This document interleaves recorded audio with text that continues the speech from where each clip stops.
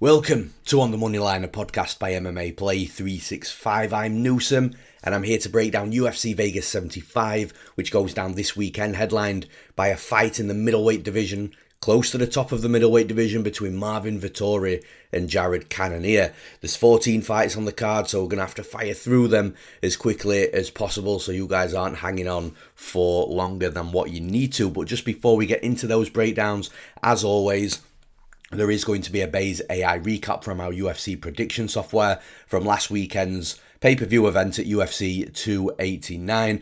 Some really good value spots in there, some really good solid winners as well, some education pieces. So again, if you are interested in AI, which is the topic, it seems, of 2023, and you're interested in AI and the UFC combined as well, then make sure you check out that recap just to find out what it's about, what goes down, and where to find that value if you want to cash your betting tickets. All the Base AI recaps are on our YouTube channel, which is youtube.com/MMA Play 365. Now, straight into the breakdowns at the top of the card, the main event. We've got 5 rounds between Marvin Vettori versus Cannonier, and it's a good 5-round fight. I think, there's a chance that the 5 rounds might be needed, and if it was a 3-round fight, it might be one of those fights where we were wanting those extra couple of rounds. So, yeah, look, it's a good fight. It's a fight where, the winner here could be back into a title contention type of fight because, both of these fighters are very close to the top of the middleweight division. They've both had the moments to win the middleweight championship and, both not succeeded. So, it's a chance for redemption for one of these fighters. And, when you're looking at the odds at the bookies, it's a straight pick 'em pretty much everywhere you're looking now. Vettori did open the favourite. Money came in on Cannonier as the plus money underdog, which, I kind of understand in this fight. I feel like if there is any plus money on either side, then, that's going to be the value side because it should be sat at where it is right now, in my opinion, as a pick'em, and it's a very close fight, and it's going to be closely competitive as well throughout the fight. Even if there is a finish and one of these fighters gets knocked out or submitted, it's going to be very close up until that point. Now, from Vettori's perspective, he's, in my opinion, the more well-rounded fighter. He's going to be able to be competitive with Cannonier from a striking perspective. I think Cannonier is going to be the slightly more dangerous striker, but then Vettori's got good durability and he can absorb hard shots, and he's not one of these fighters that's very easy to, break inside the cage. So, from a striking perspective, I see the fight being very close. Vettori, I think, might pump out the slight more volume here. Cannonier can put out the volume. We saw that in his last fight against Strickland over 5 rounds. And look, that's another thing as well. From Cannonier's perspective, if you're going in there and you're beating Sean Strickland in a 5-round fight across all 5 rounds, then, you're a fighter that does need to be taken seriously. The thing is, with Vettori, that won't happen with him because Vettori and Strickland, I'm not sure if they still are, but listen, these guys have been sparring partners for a long time. So, I think from a striking perspective here, Vettori maybe have the more volume, Cannonier probably have the harder shots, but ultimately very closely competitive. And then when you start to break down the other aspects of the fight, so I think Vettori's going to have the better ground game. In fact, he's definitely got a better ground game. I don't think there's any debate in that. Where there does become a debate is Vettori's offensive wrestling going to be better than Cannonier's defensive wrestling? Because Cannonier's got, he's not a wrestler, but his takedown defense is actually really good. He's a difficult fighter to get down. He does do well, stuffing shots against the cage, even the chain wrestling as well, and he's strong and physical, so he does a really good job of defending takedowns. But if Vettori can get Cannonier down to the mat, then I think he adds an extra path to victory, because Vettori could beat Cannonier on the feet over 5 rounds.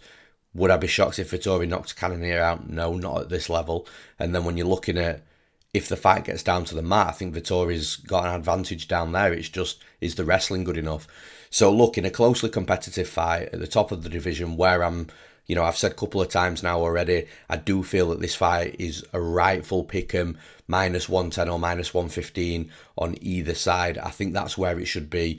But when I'm looking at one fighter that I think has got maybe that slight extra path to victory in regards to their game and how they fight, it's going to be that fighter that I'm going to side with. So for those reasons, I'm picking Marvin Vettori to win this fight. Next up in the co-main event, we've got Armen Tsarukyan versus Joaquim Silva. Now, Joaquim Silva, all respect to him, because there can't be many people that are putting their hands up to fight Armen Tsarukyan right now. And I think Tsarukyan genuinely is having, a similar time to what Usman had a few years ago, Kamaru Usman, if you remember. Just nobody would want to fight him, nobody behind wants to fight because they're trying to make their way up the division, and nobody in front wants to fight because they don't want to lose the ranking should they lose the fight. So Armen Tsarukyan's in one of those spots where, look, I've said for years, you go down the division and you ask each fighter ahead of the fighter that nobody wants to fight if they want to fight him, and you keep going until somebody says yes, and eventually you're going to end up at least eventually you're going to end up at the champion where you get a title shot. And then suddenly, if every fighter's pissed off that somebody's, jumped the queue and got a title shot, well, you should have took a fight with that fighter rather than turning it down. So, look, that's the way I've always said to approach these situations where one fighter can't get a fight because nobody wants to fight them. So, look, back to this fight though. Joaquim Silva,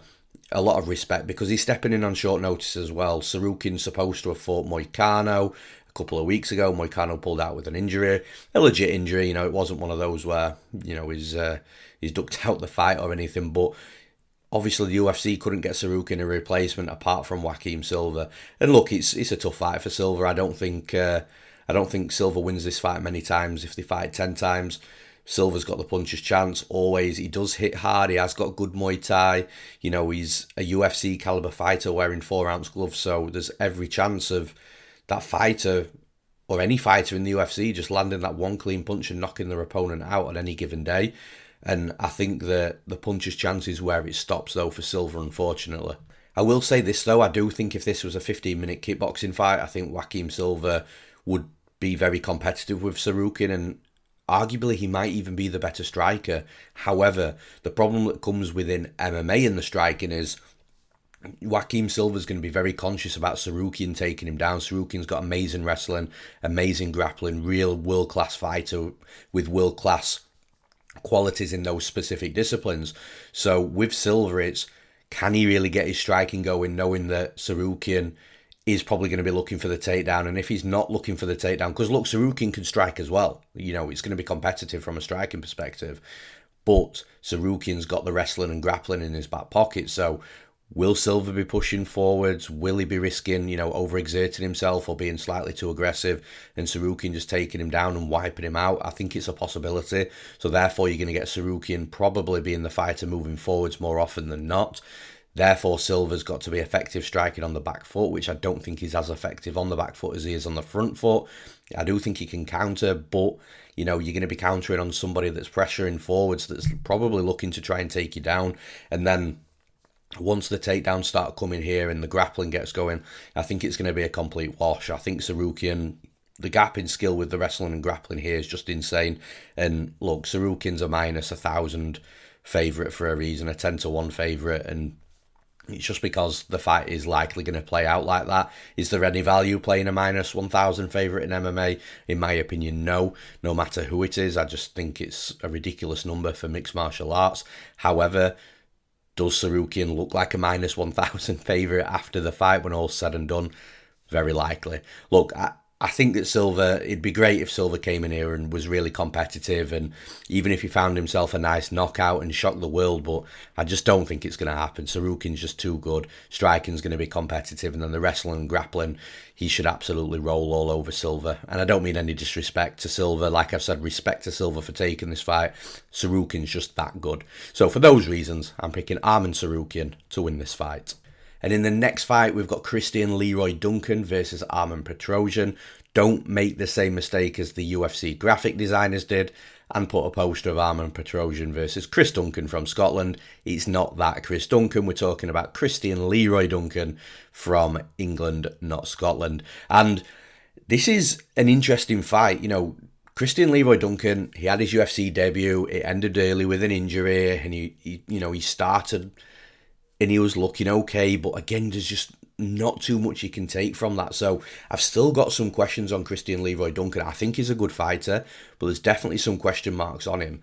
Now with Armen Petrosyan was a fighter that I was quite high on when he came into the UFC with the kickboxing background. He's a lethal striker, very good and very capable technical striker, good moving both forwards and backwards, can strike efficiently forwards and backwards, and he really mixes everything up as well, from the punches to the kicks, combinations. He's good at kicking range, he's good inside boxing range, and he moves really well.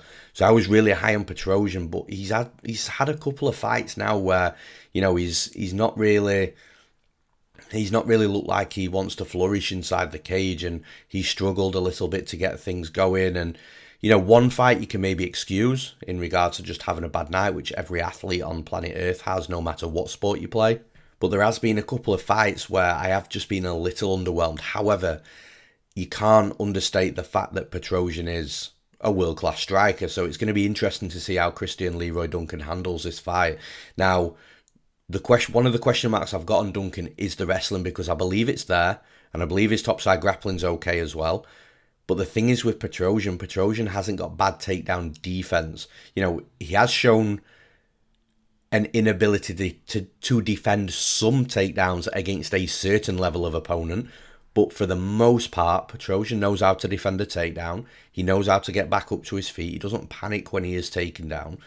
So the question mark is with Duncan. Like, I know Duncan can score takedowns, but can he score enough takedowns without tiring? Or can he score enough top control time over Petrosyan, where Petrosyan just can't get back up to his feet? And this is the question, and the question mark surrounding Cristian Leroy Duncan.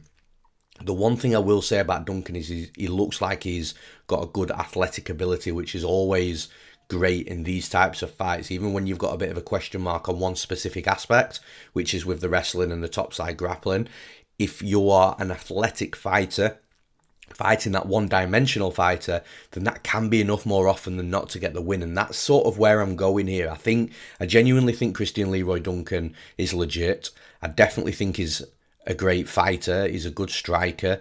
I think that the wrestling and grappling, although it's a bit of an unknown now, I think we'll be looking in a couple of fights' time thinking, well, that shouldn't have, you know, it's a bit funny for that to be an unknown, because he is a very well-rounded fighter, and I think we will see it in this fight. Look, Armen Petrosyan, from a striking perspective, might have the slight advantage, but when it comes to the wrestling and when it comes to the grappling and the athletic ability and the fighter that's pushing forwards and being aggressive, I think all those things are going to tick the box in Cristian Leroy Duncan's corner, and that should be enough to get him over the line and get a win, whether that's a finish or a decision. So for those reasons, I'm picking Cristian Leroy Duncan to win this fight. And in the next fight, we've got Pat Sabatini versus Lucas Almeida.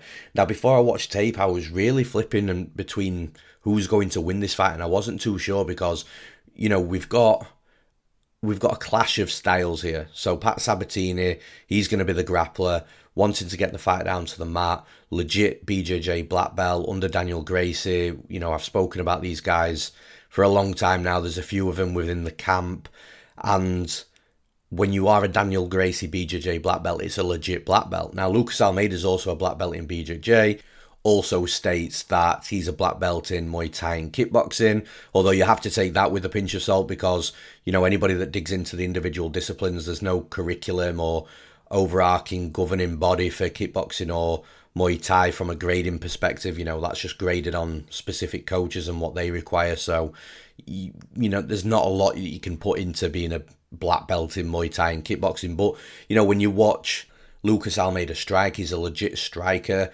He's got power. He's got good combinations. He can knock you out with one punch. You know, he's a genuinely good striker, and this is where he's got his advantages over Pat Sabatini. And this is sort of why I was, you know, flipping between the two of how this fight's going to play out, because obviously all fights start standing, and if Sabatini does start struggling with the wrestling and is forced to strike with Almeida for, you know, a significant period of time on the feet, I think Almeida's going to light him up.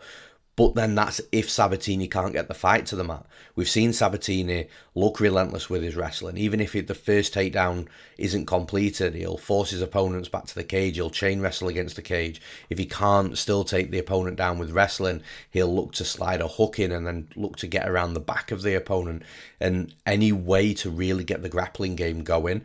And I think Almeida can be got at in that perspective. Almeida's got okay takedown defense. He has been taken down in previous fights. A lot of fighters who have fought him previously in his career have tried to take him down because he's a good striker. So can Sabatini get him down? I think so. If Sabatini does get him down, will he roll over him on the mat, even though they are both black belts? Yes, I think Sabatini is by far going to be the better black belt.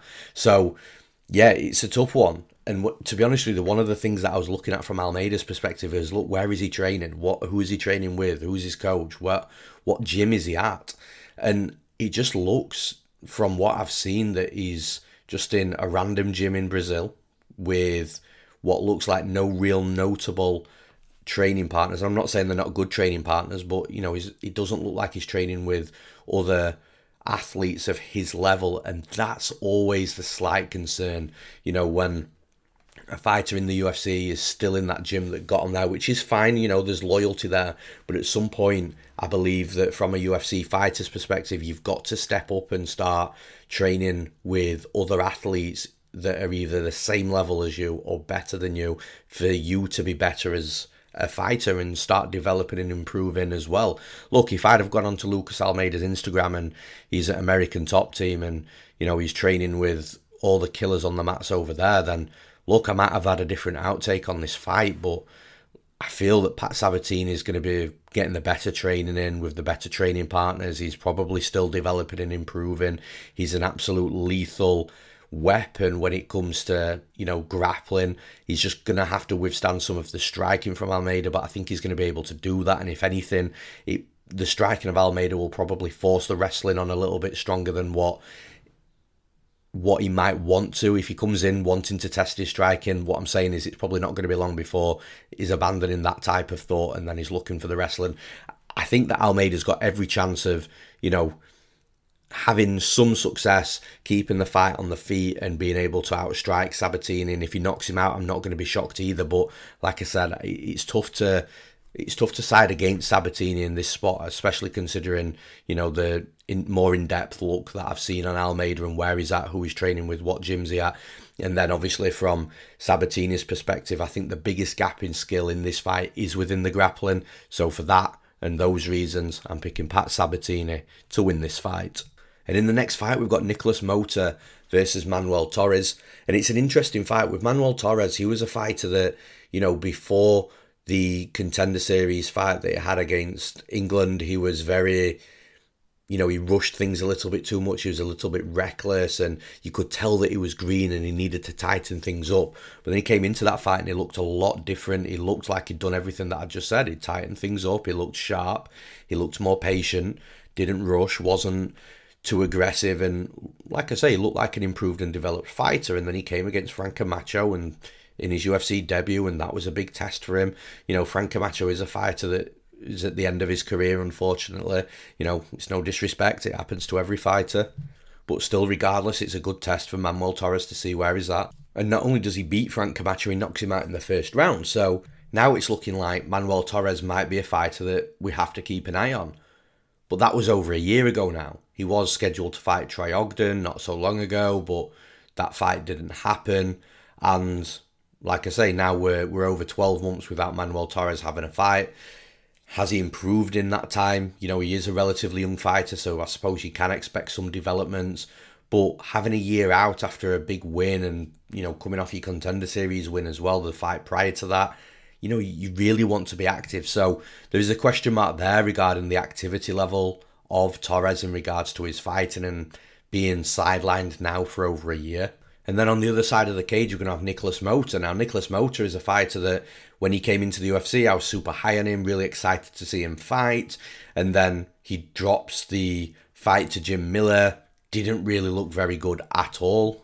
And then after the Miller fight, he fought Cameron Van Camp. Now, Van Camp, in my opinion, he's on that line between UFC caliber fighter and not UFC caliber fighter, and that's just my opinion. I'm entitled and allowed one. And I think that although, look, Motta knocked him out in the first round, there was moments where Van Camp was landing as well. So I just don't think Motta to this point has been massively impressive in the UFC. And then he was scheduled to fight Ignacio Hernandez. That fight didn't happen. I think Hernandez would have torn him apart, if I'm being honest. And now we've got Manuel Torres, who is a very similar fighter to Hernandez in regards to physical traits. So height, reach, range, just a long fighter. Torres is very more towards being the boxing heavy striker, whereas Hernandez is, he likes to use more kicks. But again, from a physical perspective, Manuel Torres is not too far off Hernandez from, that height, reach, range type of frame. And look, the one thing I do like from Nicolas Motta is he's now at Extreme Couture. He's now training in and around fighters that are going to make him better. And for a fighter that was really aggressive on the feet, I do think has got a ground game as well. I think the wrestling's going to be a good bridge between the striking and the grappling. And at Extreme Couture, it's a very wrestling heavy gym, very wrestling intense gym. So you're going to be picking up good offensive wrestling and good defensive wrestling as well. So I really like the move for Nicolas Motta, and I kind of feel that if Motta can get back to how he was outside the UFC, because I genuinely think that Motta is a UFC caliber fighter, he's just not hit the same form in the UFC as he did outside the UFC. So maybe now that he's at Extreme Couture and he's training in and around the fighters that are going to make him better, and I do think he's going to develop, improve. I think he's going to bridge a gap with some wrestling as well. I do think that Motta can start putting it all together now. He's just got to avoid just taking the straight punches from Torres here. I think Torres might try and start getting ahead in regards to volume and just put in too much on Motta. But I think if Motta can get inside, land hard combinations on Torres himself, I think he can start making Torres a little bit uncomfortable, especially inside the pocket. I think Torres is going to want to strike at boxing range and then just outside of boxing range, because he's got that extra reach and length on Nicolas Motta. But I think if Motta gets solidly inside boxing range, takes away that reach and length of Torres, I think he can land some real good combinations. He might even be able to mix in some wrestling in this fight as well, take Torres down. Even if Torres pops right back up to his feet, it's just putting an overwhelming game plan on Torres and just taking him down, allowing Torres to get back up and then taking him down again. Maybe that's a part of the game plan. I think that would be smart to really just change things up. Because if Torres has got multiple things to think about, then that's going to allow Nicolas Motta to flourish. But I do think it's going to be a close fight. I do think Torres is going to be landing good volume on Motta. Maybe it's going to be that type of volume that just starts piecing Motta up bit by bit, and then with the accumulation of volume starts to come damage. I wouldn't be shocked from that side of it. I just think it's a closely competitive fight. I think Manuel Torres has probably has probably been on the sidelines longer than he wanted to. I think Motta's made good moves in his career and will be improving and developing at Extreme Couture with all the other killers that are on the mat as well. So, look, I think that Motta might have multiple paths to victory here. Slight paths to victories, but multiple nonetheless. And in that type of fight where I do think it's going to be close, where one fighter might be able to mix things up a little bit more than the other, more often than not, I'm going to side with that fighter. So for those reasons, I'm picking Nicolas Motta to win this fight. And in the next fight, we've got Muslim Salikhov versus Nicolas Dalby. And I think it's going to be a tough fight for Dalby, if I'm being honest. I think that, look, if Dalby tries to stand here and strike with Salikhov for 15 minutes, I think Dalby's going to get lit up. He'll probably get finished as well. So I don't think it's a smart idea for Dalby to stand and strike. I think Dalby's got to mix things up a little bit. I think he's got to try and use his wrestling and get Salikhov down to the mat. Now, here's where comes the issue with that. You know, plenty of fighters have tried to take Salikhov down, and I feel that only the real good MMA wrestlers have had a lot of success against Salikhov.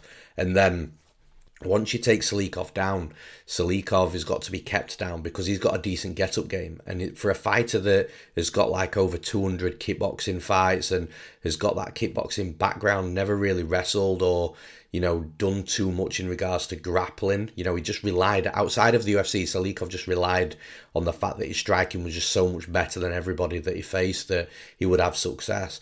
But this dude's actually put a gi on and he started rolling and taking jiu-jitsu seriously, which is exactly what you want to see from a fighter like Salikhov. But this is not just something that's happened within his last camp. This is something that's Salikhov has done over the last few years. So my point that I'm trying to make is, even if you take Salikhov down, the dude's fresh with jiu-jitsu and improving rapidly in that area as well, which at the very least will allow him to be able to stand back up to his feet and not get smothered. And Dalby isn't really the type of fighter that's going to look to smother you for minutes and minutes on ends anyway. So I'm not saying that Dalby can't get some good top control time. I just don't think it's going to be long top control time in this specific fight. So even if Dalby is looking for the takedowns, he might get one or two, but I think Salikhov's got good defensive wrestling as well, to the point where is Dalby actually going to take him down when he wants him down? I'm not too sure. All I know is the biggest gap in skill here is on the feet, and I kind of feel that with Dalby maybe having some success, but then some unsuccessful attempts within the takedowns, and if he does take Salikhov down, I think Salikhov can eventually get back up to his feet. I just feel that the better work, the more damaging work, the bigger action moments are going to happen on the feet striking, and therefore the fight should be won and lost on the feet striking as well. And because of that, I have to side with Salikhov. So for those reasons, I'm picking Muslim Salikhov to win this fight. And in the next fight, we've got Raoni Barcelos versus Miles Johns. I think this is a horrific stylistic matchup for Miles Johns, if I'm being honest. I just don't really see how he wins this fight apart from the puncher's chance. I've mentioned before, I mentioned it with the Joaquim Silva fight. And look, there's no disrespect. It's just some fighters are in bad stylistic fights. And this is MMA, and this is why MMA was built, to get these stylistic fights. And I just don't know what Miles Johns is going to be able to do in this fight outside of the puncher's chance to give himself a solid path to victory, because Raoni Barcelos is going to be the better striker in my opinion. He's probably going to have more volume. He's definitely going to have more power. His movement, I think, is better. I think he's faster on the feet as well. And then when it comes to the wrestling, look, Miles Johns, in my opinion, that's where he does his best work within the wrestling. But I don't think he wrestles too often, or often enough that he should wrestle. And second of all, I think that Barcelos could potentially be the better wrestler himself. I'm sure he was a national Brazilian wrestling champion or something along those lines. So Barcelos can wrestle both offensively and defensively. So I don't think Miles Johns is going to be able to take him down, at least not easily.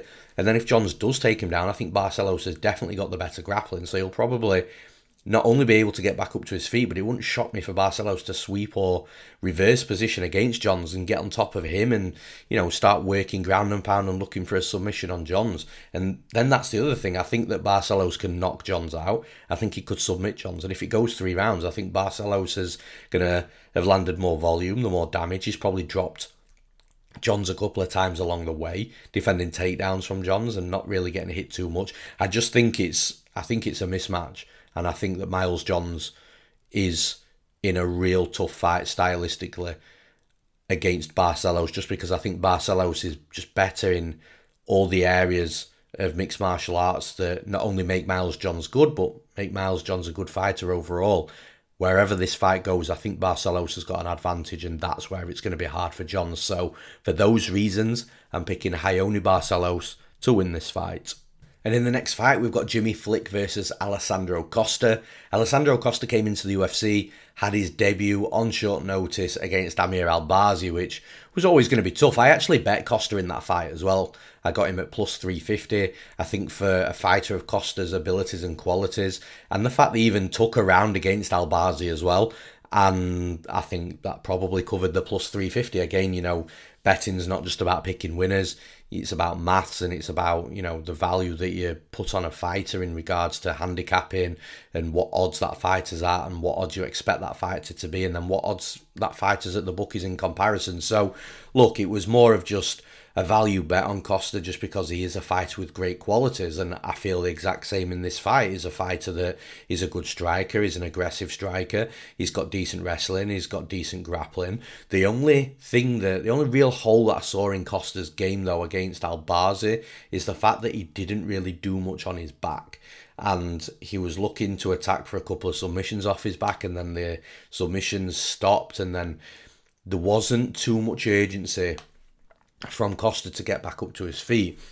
And maybe that's just because Albazi was just that much better than him in regards to that top control time. I'm not too sure. We'll definitely see in this fight, because I think if Jimmy Flick gets Costa down to the mat, it's going to be real interesting how good Costa is in getting back up to his feet, because this is an opponent against Flick where he should be working back up to his feet. Maybe attempting a couple of submissions, that's absolutely fine. But then if they don't work, trying to stand back up or reverse a position. And I think that Jimmy Flick is going to get him down at some point. So I think in this fight we are going to see, was Albazi just so good, or is there a genuine hole in Costa's game? Now, outside of the takedown, I think that Costa's just going to light Jimmy Flick up on the feet. I think he's a much better striker, more aggressive, more power, combinations. And it could be one of those fights where, look, I do think Flick's going to get a takedown or two, but I think that Costa is probably going to get back up to his feet. And the longer the fight goes on, I think the more Costa grows into this fight. And the more Costa grows into this fight, I think the more forward pressure and aggression that we see from him. I think Flick will probably start to be on the back foot, looking to shoot desperation takedowns just to prevent the striking onslaught, to try and get Costa down to the mat. And it's in those desperation takedowns where I think that Alessandro Costa does a good job of defending them, gets back up to his feet, forces Flick to strike. And then, I think the longer the fight goes on, the more Costa's going to start taking over the fight, overwhelming Flick. We could potentially see a late finish, and if not, I do think that Costa could take a decision here. It is just really interesting to see what Flick does should this fight hit the mat, which I'm sure we're going to get at least one situation where Flick's on top of Costa and working well.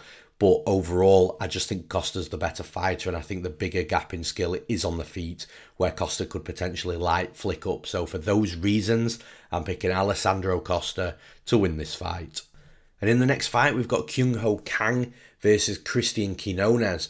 Quinonez coming off the Contender Series, had a fight in the UFC debut, knocked Khalid Taha out in round one, which, to be honest, is something that not a lot of other fighters can say they've done. Khalid Taha is normally a bit of a pit bull himself, good durability, decent striking and aggression, and it was Quinonez that finished him. So quite a good win, in my opinion, on Quinonez's record. Now, Kang on the other side is a fighter that has shown some inconsistency over the years, and you're not really sure what you're going to get from him inside the cage. Some fights he can look world class, some fights he can just look like he's, off, but I think he has more off nights than what he probably should, if that makes sense. However, what Kang has got, he's got a very well-rounded game. In his last fight against Bakary Dinar, we saw no takedowns. We saw Kang beat Bakary over 3 rounds, and we saw Kang land 100 plus strikes and absorb 109 strikes from Bakary on the feet. Now, when you look at Bakary's last fight against Brady Heastand, I bet against Bakary in that fight. I feel that obviously that it was fortunate that Heastand got that third round submission, but what you look at, third round TKO, but what you look at with Bakary Dinar is the fact that he's a very solid striker, he's a very polished striker, and he's a very dangerous striker as well. He's got power, he'll rock you, drop you, knock you out. So the fact that Kang went 3 rounds with him, absorbed a lot of strikes, put a lot of volume on him as well, tells me that Kang's striking is where it needs to be. And especially when he's fighting Quinonez. Look, I think Quinonez is probably going to have a speed advantage over Kang, maybe a movement advantage as well. But I do think that Kang's got the striking quality to be able to compete competitively with Quinonez. I think he's got the durability to absorb strikes from Quinonez as well. So where Quinonez is expecting fighters to go down and be hurt, rocked, wobbled, dropped and knocked out, I don't think he's going to get the same type of outcome against Kang. And then that might start playing a mental factor in this fight if Quinonez is thinking, well, dude, I've hit this guy with as hard a shots as I've got and everybody else has gone down, but Kang hasn't gone down. What do I do from here? But then the other side to this is I think that Kang's got a second path to victory because he has got wrestling in his back pocket.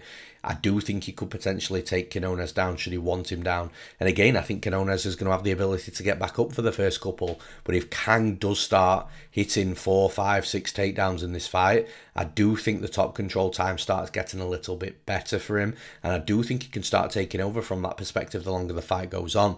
The only concern from this side with Kang is sometimes when you're really looking at a fight and thinking just take him down because that's your easiest path to victory, and the takedowns sort of don't come and they are more sporadic and opportunistic, it does make you question Kang's fight IQ in regards to just knowing when the takedown's the right move, and you've got nothing to prove from a striking perspective if your easiest path to victory or your simplest path to victory is within the takedown. So the trusting of the takedowns is a thing here for Kang for sure. But even if this is a 15-minute kickboxing fight, I think that Kang's going to be competitive with Quinonez. Does Quinonez knock him out? Does he have power? Well, he's definitely got power and he can definitely knock him out. But in the UFC, these knockouts do end up drying up for these fighters that are just used to fighters going down when they touch them. And I think this could be one of those fights where Kang just doesn't go down where all the other fighters Quinonez touches has gone down. And then Quinonez starts to question stuff inside the cage and maybe Kang starts to mix things up. I just think that Kang's going to be competitive in this fight, but he's also the fighter, I believe, that might have that second path to victory. So for those reasons, I'm picking Kang to win this fight. And in the next fight, we've got Carlos Hernandez versus Dennis Bondar. Now, this is a pretty hard fight to call in my opinion because from Carlos Hernandez's perspective, look, he beat Victor Altamirano in a split decision, whether you agree with that decision or not. In the Contender Series, a lot of people are high on Victor Altamirano right now, and Carlos Hernandez was at the very least, if you want to take the judge's decision out of it, he was at the very least super competitive with Victor Altamirano in a fight that was razor close. Now, Victor Morano's clearly developed since that fight. Has Carlos Hernandez? There's every possibility.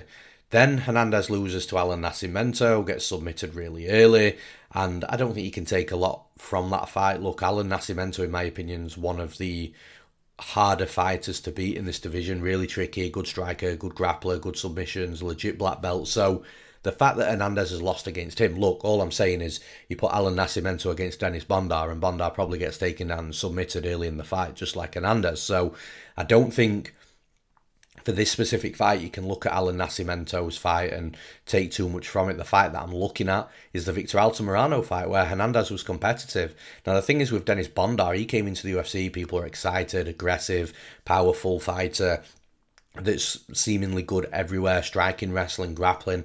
But then he goes out there against Malcolm Gordon, and sure, it was an arm injury that led to the finish in the first round. But the fact that Bondar, people expected Bondar to absolutely steamroll through Gordon, and even before the arm injury, it wasn't looking like Bondar was the type of fighter that people thought he was. But maybe the UFC debut jitters under the bright lights for the first time, and it could have been an off night, which I say a million times. I've said a million times before, and I'll keep saying it. Every single athlete, no matter what sport they play or compete in, will have off nights. So it's a really hard fight to call because of all the intangibles that I've spoken about and the things that have happened. And, I just think it's a close fight. And in a close fight, I'm going to go with the fighter that I believe is probably more well-rounded, the fighter that's had the better level of competition in regards to recent competition. And I think that Carlos Hernandez, the fact that he went to a close fight with Victor Altamirano, who I believe is a really good fighter. Look, I think if Altamirano fought Bondar, I think Altamirano would beat Bondar, and he'd also be a decent-sized favourite against Bondar as well. So I think that Carlos Hernandez going to a close fight at that level and then probably made some advances in his improvements and development on top of that fight as well. Look, it's a real tough fight to call, and it's not one that I think a lot of people are going to be super confident in, including myself. But from a pick and prediction perspective, I am picking Carlos Hernandez to win this fight. And in the next fight, we've got a real fun fight here. We've got Felipe Bunes making his UFC debut versus Jadi the Baddie Zhalgas Zhumagulov. Now, Zhumagulov, at one point, it felt like he was going to retire just because he's on the receiving end of all these split decisions, but on the wrong end of all these split decisions. And, some of them were genuine split decisions that could have gone either way. There's a couple in there that I think that Zhumagulov absolutely should have won, that I think he should be feeling really bad that he didn't get the win in those fights. But the bottom line is, regardless of which way you're scoring these fights, the fact that Zhumagulov is going to this many split decisions just tells you that he fights so close. The one thing I will say is the level of opposition and competition that Zhumagulov's fought inside the UFC and outside the UFC as well is really high. So I don't think that you can slam him too much for losing some of these split decisions, but still the bottom line is he's fighting so close that he's always going to these split decisions and then getting really pissed off when they're not going his way. And like I said, a couple of them I think is rightful to be pissed off, but a couple of others, look, you can't be annoyed. When you go into close fights and you're fighting close, then that's what you need to expect. Now, Felipe Bunes, for those that maybe haven't taped him or haven't watched him and are relying on, my breakdown and analysis on him as a fighter to make the decision, Bunes is a really good fighter. He's seemingly tall for the division, long for the division. He's a Brazilian. He's got a real good striking base, Muay Thai, doesn't move too much inside the cage. It's more of that patient approach, counter striking. He likes to lead with a left hook. He's got a solid left hook from an orthodox stance where he can throw it moving forwards, or he can change it to a lead check left hook as he's moving backwards as well. He's got good power in his straight right hand. He'll use his kicks. He's got a decent wrestling game. He's got a good grappling game as well. He's one of these, what I call new era Brazilian fighters, where they've got good aggression but good moving forwards and backwards, and just really solid across the board in regards to the strike and the wrestling and the grappling. And I actually think this is going to be another one of those fights where Zhumagulov's going to fight very close. It's going to be back and forth. I think Bunes is probably going to be at a volume disadvantage here, but I think from a power strikes perspective, I think he's going to be the fighter looking to land the harder strikes, so maybe looking better from an aggression perspective. I do think if it comes to the wrestling, I think if Zhumagulov takes Bunes down, Bunes will be able to get back up. I don't think Zhumagulov's top control time is that heavy and that significantly spent on top, if that makes sense. I don't think he'll be able to spend too much time on top of Bunes, but I do think takedowns are going to be there for Bunes, and I think if Bunes can get on top of Zhumagulov, I'm not saying he's going to be able to keep him down for a full 5 minutes either, but I do think that Bunes is going to have some success, or more success on top of Zhumagulov than Zhumagulov on top of him. But ultimately, I think this fight is going to come down to the striking exchanges, be won and lost on the feet, and this is where I think the fight is just going to be ultra close. Again, I don't think Zhumagulov's going to do enough to really pull away from Bunes. I think Bunes is going to be in the fight. I think he's going to be hitting Zhumagulov with some hard shots. I think if any fighter's going to find a knockout, it's probably more likely to be Bunes. If a fighter's going to have more success mixing things up, maybe Bunes as well. But ultimately, like I say, I think it's going to be a very close fight that could potentially be fought to another close split decision. But I do like what I see from Bunes, a young fighter making developments. Also seems like he has a real good relationship with Henry Cejudo and the Fight Ready team as well. So he's going to be prepared. I saw on Instagram, Henry Cejudo spoke something in Portuguese to Bunes, so they're clearly good friends. I think they've been working together for years, and Bunes finishes his camps off with Cejudo and the Fight Ready team. So yeah, there's a few added extras with Bunes that I like, but ultimately I just think this is going to be a super close fight, probably another split decision. So I'm going to side with the Brazilian. I'm picking Felipe Bunes to win this fight. And in the next fight, this is an interesting fight. We've got Teresa Bleda versus Gabriela Fernandez, and both fighters actually, I think a lot of people were very high on. Look, I was very high on Teresa Bleda, and what we didn't know at the time is Natalia Silva is just a fucking animal. So the fact that Bleda lost against Silva right now, considering what we know about Natalia Silva, absolutely no shame in that loss whatsoever. And it's almost to the point where I think you can just strike it off as it never even happened, especially when you're looking at this specific fight. However, you've got to be fair to both sides. In Gabriela Fernandez, she fought Jasmine Jasvidicius, which, again, is a very difficult UFC debut. But where I see this fight being very one-sided is the fact that, look, not only did Jasvidicius take Fernandez down, and you can argue Jasvidicius' wrestling background was always going to play a factor in the fight, even outside of that fight and pre-UFC, Gabriela Fernandez did have or has always had a very strong question mark on her and a bit of a red flag in regards to not only a takedown defense, but a get-up game. She can be held down for long periods of time. Now, with Teresa Blader, although she's an aggressive striker, she's a very good fighter in regards to wrestling and takedowns. Obviously, we didn't see it in a UFC debut because of the whole Natalia Silva thing, which we've already spoken about. But in this specific fight, I think Blader's going to have those takedowns. I think she's going to get that top control time. I think she's going to make this a horrific stylistic matchup for Fernandez. However, if for whatever reason Fernandez has developed and improved and she can defend takedowns of Blader, we have seen Blader tire when things don't go away, and I do think Gabriela Fernandez's striking is better than the striking of Blader. So should those takedowns be defended, or should the get-ups be there where they haven't been before from Fernandez, and she can make or string long portions of this fight out on the feet striking, then I think Fernandez will have success in that specific fight. But I do think it's a lot to ask in regards to those developments to have happened so quickly. I think Blader's going to come in there. I think she's going to be aggressive. She's going to take out the range of Fernandez, so she's not comfortable striking. I think she'll level change, take Fernandez down.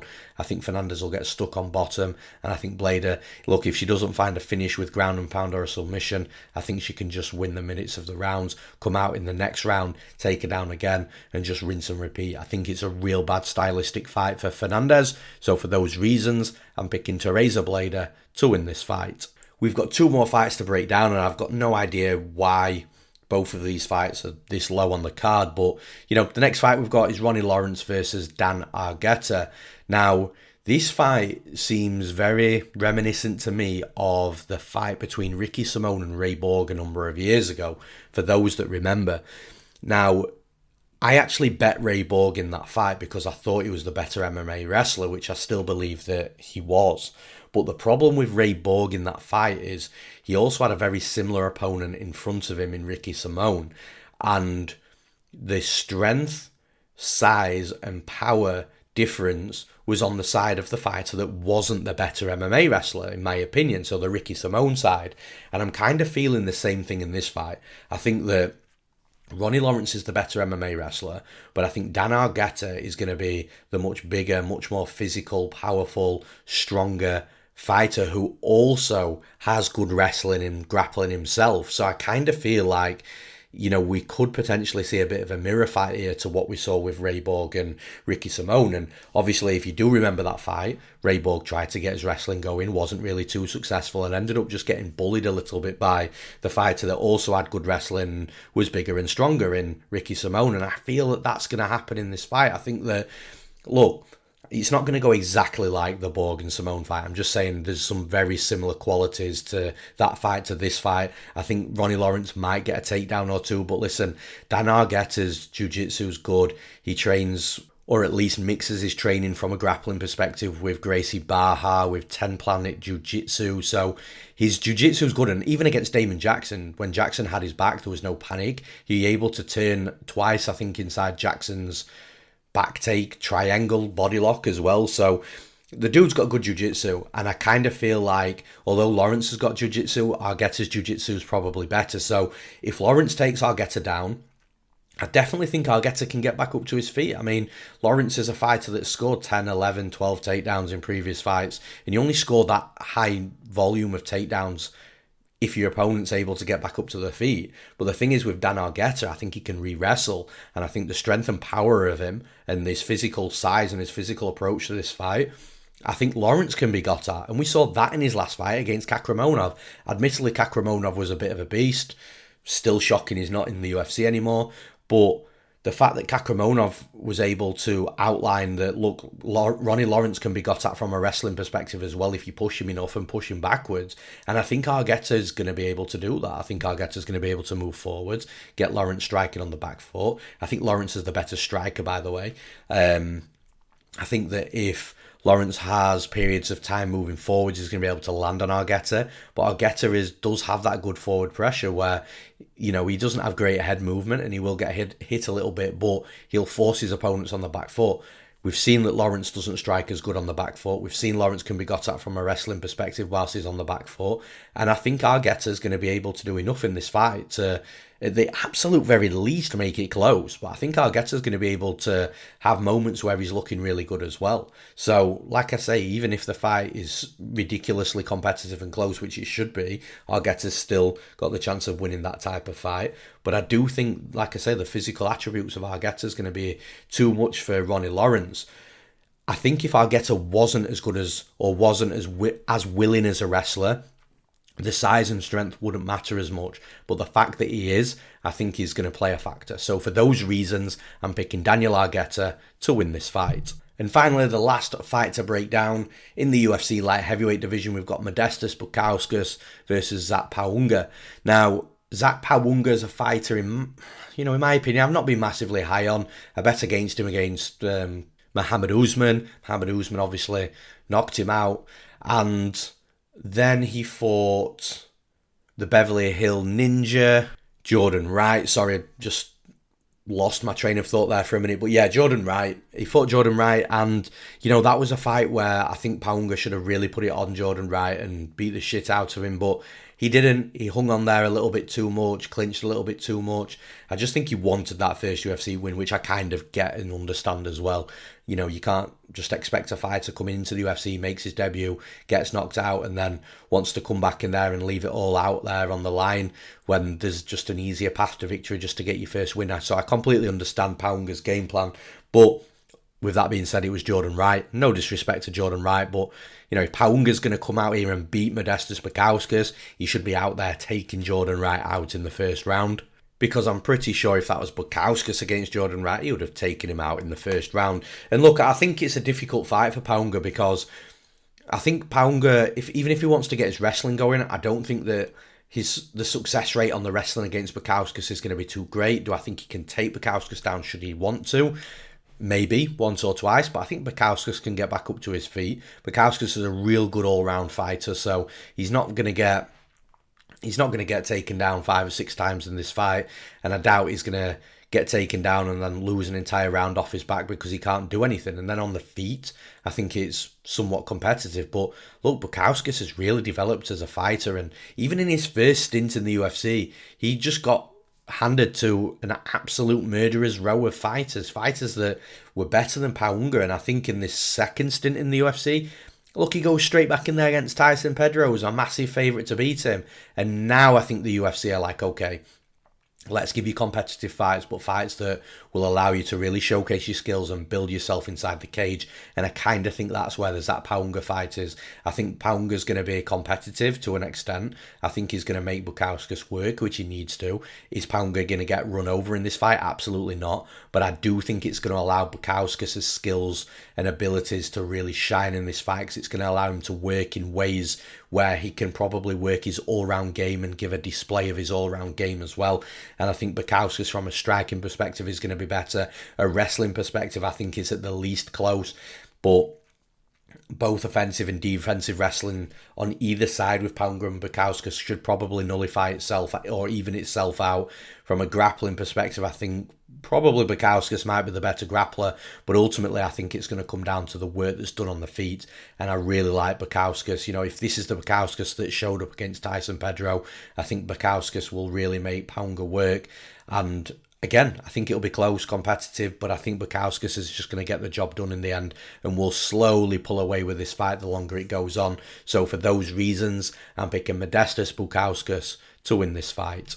And that's all for this episode of the podcast. Of course, we're nearly at an hour long, which I apologise, but there's 14 fights. There's only so many minutes per fight that I can spend on breaking them down, and obviously it's added up to nearly an hour. So thank you for tuning in, thank you for listening. If you do enjoy the breakdowns, and I do provide some analysis that really helps you make your decisions or helps you make your cash a bet or make a bet or whatever that is, I would always appreciate the subscription to the channel. Like the video, drop a comment. Again, look, sometimes my weeks are really busy and I do struggle to get back to comments, but I promise you I do try, and when I do have the time I will try and get back to any comments that people leave on the YouTube channel that I'm talking about here. Of course, we're on different platforms, podcast platforms, but from a YouTube perspective, please give the channel a subscription. Please comment, it helps with the YouTube algorithms. I'll always try and get back when I've got the time to do it, and I always appreciate the love that you guys do show as well.